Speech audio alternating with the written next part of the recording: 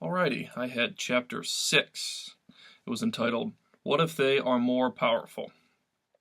This chapter was pretty much based on what they called your BATNA, and I will refer to it throughout this video as a BATNA.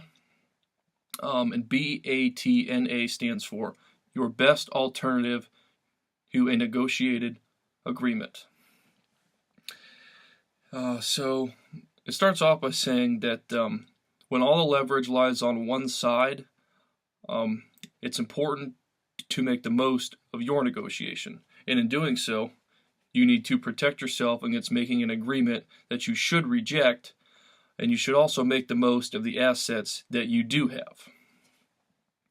In most circumstances, in most cases of negotiations, a lot of people will use what's called a bottom line. And most of the time, this isn't helpful because it's usually too high for a seller and too low for a buyer. And at the end of the day, the reason you negotiate is to produce something better than the results that you would have obtained without doing so. So, it's important to think carefully about what you will do if you fail to reach an agreement. Otherwise, you're pretty much negotiating with your eyes closed. And this is where your BATNA comes in. And you develop your best alternative to a negotiated agreement by first inventing a list of actions that you may take. Second, you need to improve those promising ideas and convert them into practical alternatives. And then third, you need to select one of those alternatives that seems the best fit for a second choice if an agreement is not reached.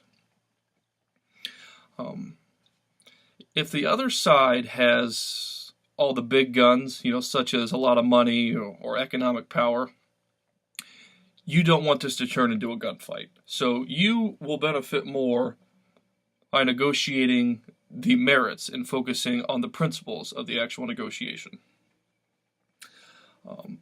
The development of your best alternative to a negotiated agreement is perhaps the most effective course of action you can take when you're faced with a more powerful negotiation on the other side.